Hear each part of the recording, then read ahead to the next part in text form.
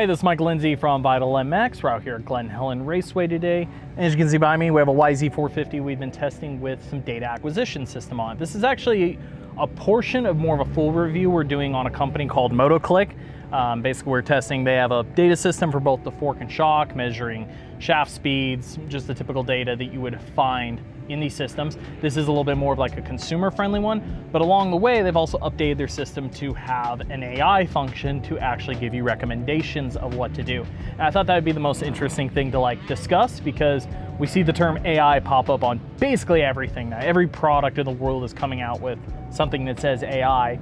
So what is that in this product? And can AI actually help you make suspension decisions? So I got my buddy Joe Carlino here. Actually, Joe used to be the guy behind the camera for most of these testing videos a long time ago, but Joe has a lot more experience than me with suspension testing stuff because he's done a lot of mountain bike stuff. You have a lot of data systems on your personal mountain bikes, a little bit on dirt bikes you've had systems. So you're like the general consumer that is really nerded out and wanted to see if you could make that relatable information and actually make decisions from it.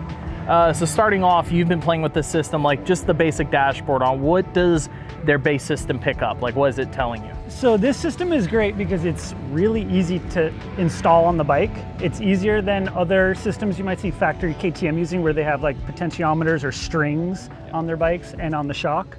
This you don't have to take, really they take the bike apart, your fork's leg has to come off and then you can install that, but the rear shock can stay on, which is great. It gives you position of your fork and shock. It gives you speeds of your fork and shock, of shaft speed, compression and rebound. And it will also be a lap timer, GPS, and you can also do segments like a Lit Pro actually. So a cool part with doing this test is you just got back from the Pacific Northwest up riding at Washougal. You'd kind of tweak your bike to set up for Washougal. Your bike is definitely not stock. You've got B-kit, basically KYB Enzo stuff. You got clamps, engine mounts. You're a tweaker, a tuner kind of guy. But this bike was set for Washougal, brought to GH today. You start at that base setting. I've also never ridden your bike, so we each rode it, picked up the data, which you have to do 2 full laps for it to collect enough data for it to tell you a recommendation. We each did that and then saw what it each told us to do. So basically, once you put in your 2 laps, it finishes processing and it uploads it. What's the next step? Like, what does it tell you? Yes, so you came in, or I came in. So we come in off the track and you download your data. Takes maybe about 30 seconds. You put your in point where your lap starts, and then just go to suspension and then the AI function. In there, you have to tell the AI if it's a hard pack track or sand track, and then what your sensitivity level is. We kind of went in the middle today just to appease both sides. And then you just hit calculate basically. Yeah, you just hit calculate, and then it just gives you suggestions. Like, it will tell you 2 clicks stiffer compression, 3 clicks slower rebound, for example. And I think this has its place for riders that sometimes you just don't know which direction to go. Like, you could hit a bump and it kick back at you and you're like, oh, my rebound is fast.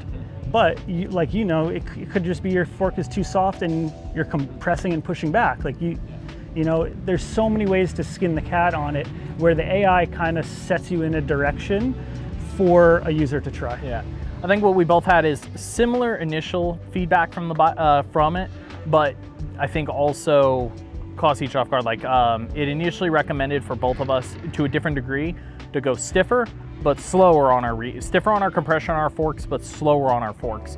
And it's interesting because you almost had the forks all the way stiff already from Washougal, who said it was really tacky while you were up there. So I tried the recommendation. I went quite a bit, pretty massive amount slower. We went like 4 or 5 clicks slower. We maxed out compression, like 3 clicks more is all we actually had left. And I could see its point. Like I said, for what it's weighing, it's a very performance-driven answer in a way.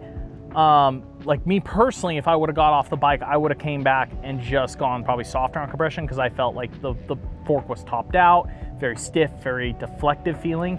Like I said, the AI looked at it as, oh, the rebound's too quick. It's not allowing it to settle enough. And it was right in a sense. At least for me, the slower rebound recommendation was a positive, but it's still going stiffer. The only place it helped was, like, we had big downhills there, so it must have been reading data based off the hits on the downhill. So it was better on the hills, but it was kind of catch-22 everywhere else. But the rebound function, I will say, because some people struggle with that, like I'd say compression is a little more straightforward to people. Still, some people don't know if they're too soft or too stiff because they think harsh is stiff, but it could actually be really soft. Rebound, though, a lot of people don't know if faster or slower is a good idea. A lot of people seem to go slower because I think things kick a lot. I typically like a fast fork, so I very rarely would go slower, and it was actually right in that sense. However, I also went back and did the opposite of what it told me, and I went really soft on the fork, and that was, I will say I could push harder on its recommendation, but my own feeling of what I did was more comfortable. And I think that's the interesting part, because the AI seems to have a single mindset of performance, but it's not asking you questions. And that's the one thing, like everybody goes, oh, suspension's a weird black art. You got a guy asking a bunch of questions on a piece of paper. But sometimes there's also the question of performance versus comfort. Yeah, and I think using this system to get you in a direction, you make the change, you go out, and then you ask it again what to change. And are you going the right way or not the right way? And I think that could be a great learning tool. Like if I don't go out and ride with you, maybe I wouldn't learn because I don't have ideas to bounce off. So in a sense, it's a little Michael Lindsay in an app. The airframe one we talked about is like, I don't think we give pro riders enough credit for this.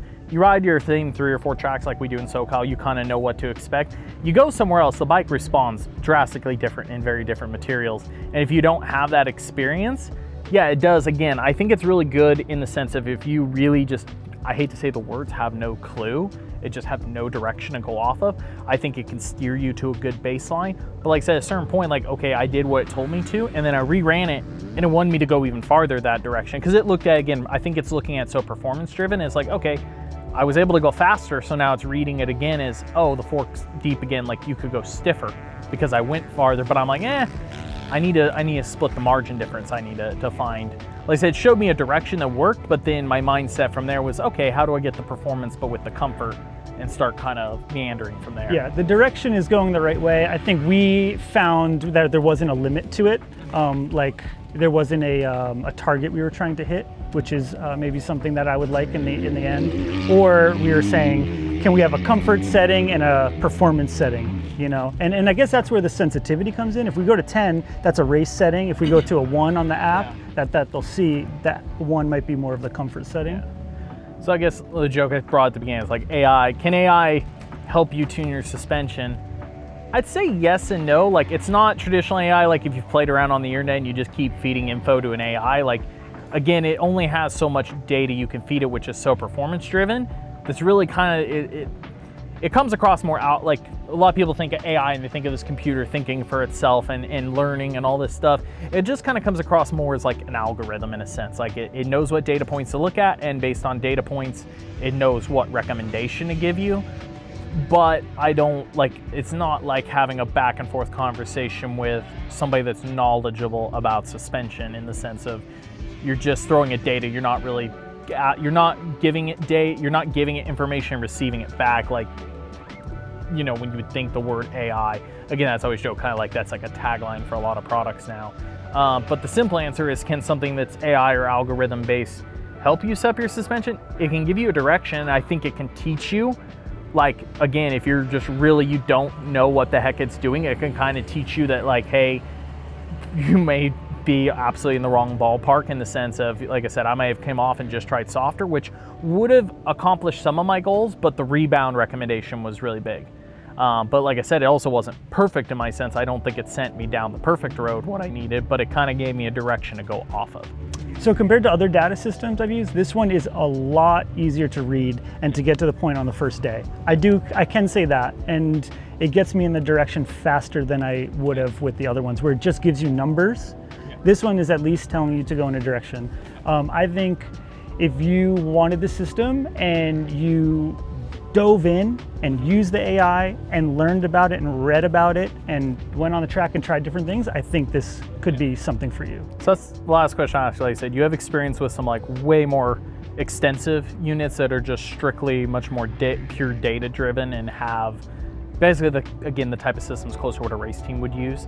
However, my experience, even when I had gone over some of that data with teams in the past, is it takes a lot of learning and time to learn how to interpret. It's just data. You have to learn how to interpret it. So the simple fact is, I was lucky enough today, you've already set this all up and you have a lot of knowledge in playing with them. However, as a base consumer, can they expect to go buy something like this and just instantly the first day be like, I know more about suspension? Or is there also like a learning curve with using data systems to make you a better suspension guy? Yeah, I still think using this system, there is a learning curve. I think you could put it on your bike and the first day get more out of it than say one of the other competitors, because like you said, those are just numbers. But it's gonna take time, you know, and I think that's the biggest misconception about any kind of data acquisition system is like, took me months of trying in different settings, reading data, and then you get an answer, you know. And rider input is still huge. It's not just AI or just data. I think it's got to be a mixture between the both. Anyways, that was the part I thought would be interesting to discuss here. If you have any questions or any thoughts or just, I guess, interest in where technology is going and like how it could apply to data or apply to moto, throw it in the comments section below, of course, and I'll either answer or maybe we can all discuss it. But for this actual product, Motoklik will have an actual RIN review up on the site. As soon as it is, I will pin it in the comments from this video, but it will be a couple weeks after this video goes up to kind of go through basically as a consumer trying to use this, again, how's the whole data system work. That was just AI. Like, it is interesting to me. Like, it's just, as everything in the world keeps moving and all these little gadgets that keep coming on our dirt bikes, I've been kind of waiting, especially, we have all this stuff going on with engines and mapping and everything. Suspension is still the biggest like black art to some people, just the biggest mystery. And yet it's where most of our performance is like hidden. Yep. Yeah, I mean, we go out and do a lap at 80% effort or 100% effort, like you can almost have two different suspension settings. But could this data app show us what to do in those scenarios? Like, that's kind of interesting. As always, thanks for watching. Give us a thumbs up, like, and subscribe. We'll catch you on the next one.